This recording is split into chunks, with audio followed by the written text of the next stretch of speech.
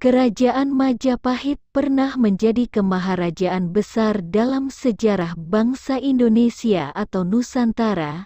Kerajaan bercorak Hindu-Buddha yang berawal tahun 1293 hingga runtuhnya pada 1527 Masehi ini punya sederet pemimpin terkenal dalam riwayat silsilah raja-rajanya, dari Raden Wijaya, Hayam Wuruk, hingga Brawijaya V. Namun sebelum kita lanjutkan, mohon klik subscribe, like, komen, dan bunyikan tanda loncengnya, agar tidak ketinggalan video kami berikutnya. Dan yang sudah subscribe, saya doakan mudah-mudahan lancar segala urusannya, dan rizkinya melimpah. Amin. Pendiri Majapahit adalah Raden Wijaya, tahun 1293 sampai tahun 1309, yang sebelumnya merupakan panglima perang kerajaan Singasari sekaligus menantu kesayangan raja terakhirnya yakni Kertanegara. Setelah Kertanegara tewas dalam pemberontakan Jayakatwang pada 1292 yang menyebabkan tamatnya Singasari, Raden Wijaya merintis berdirinya pemerintahan baru yang kemudian dikenal dengan nama Kerajaan Majapahit. Raden Wijaya membuka hutan di tepi Sungai Brantas. Desa ini berkembang pesat dan pada 1293 menjadi kerajaan dengan nama Majapahit. Pusat pemerintahannya di Trowulan Mojokerto, Jawa Timur. Raden Wijaya bertahta dengan gelar Kertarajasa Jayawardana. Sempat mengalami masa-masa suram pada era Jaya Negara, tahun 1309 sampai tahun 1328, yang terjadi dengan rangkaian aksi pemberontakan.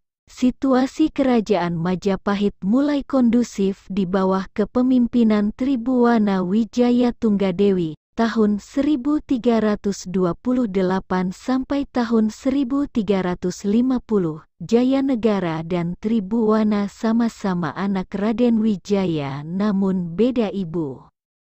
Tribhuwana Wijaya Tunggadewi menunjuk Gajah Mada sebagai Mahapatih. Gajah Mada kemudian mengucapkan ikrarnya yang melegenda, yakni Sumpah Amukti Palapa dengan tekad menyatukan wilayah-wilayah di seluruh Nusantara di bawah panji-panji Kemaharajaan Majapahit. Gajah Mada mengucapkan Sumpah Amukti Palapa di hadapan Ratu Tribhuwana Tunggadewi saat Hayam Wuruk baru saja dilahirkan. Sumpah Gajah Mada tersebut dapat diwujudkan di era selanjutnya, yakni pada masa kepemimpinan Hayam Wuruk atau Sri Rajasa Negara, tahun 1350 sampai tahun 1389. Dengan dukungan Gajah Mada, Hayam Wuruk mampu membawa kerajaan Majapahit ke masa kejayaan. Pada era kepemimpinan Hayam Wuruk dan Gajah Mada, kerajaan Majapahit tidak hanya berhasil memperluas daerah kekuasaannya, kemakmuran benar-benar dirasakan seluruh rakyat yang bernaung di bawah panji-panji Majapahit. Namun, sepeninggal Gajah Mada dan Hayam Wuruk, masa keemasan kerajaan Majapahit mulai memudar. Tidak adanya pemimpin yang benar-benar mumpuni membuat ketahanan kemaharajaan ini goyah. Beberapa negeri taklukan pun mulai melepaskan diri. Masa akhir kerajaan Majapahit naiknya Ratu Suhita, tahun 1429 sampai tahun 1447, ke puncak singgasana sempat membuka harapan baru bagi Majapahit untuk memulai kebangkitan. Selama era kepemimpinannya, Ratu Suhita gencar menghidupkan kearifan lokal yang sempat terabaikan selama masa ricuh sebelum ia bertahta. Ratu Suhita wafat pada 1447.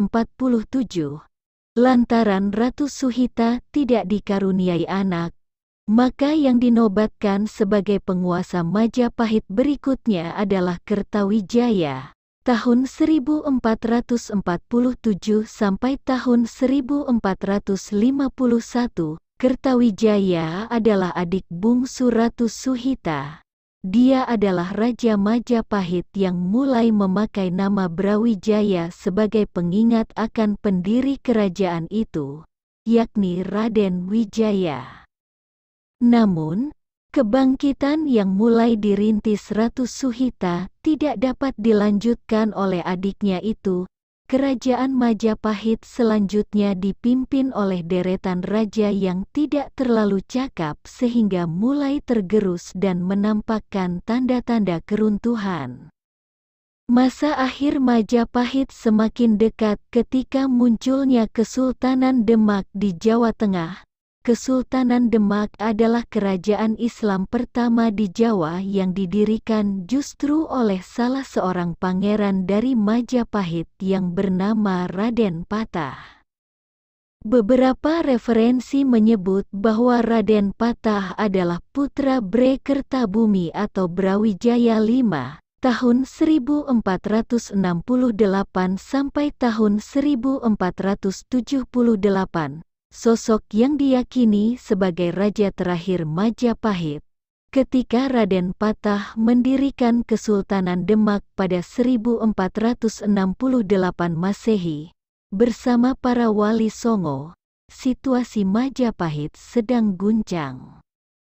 Majapahit tengah mengalami persoalan internal dengan munculnya pemberontakan yang dilakukan oleh Girindrawardana, menantu Brawijaya V.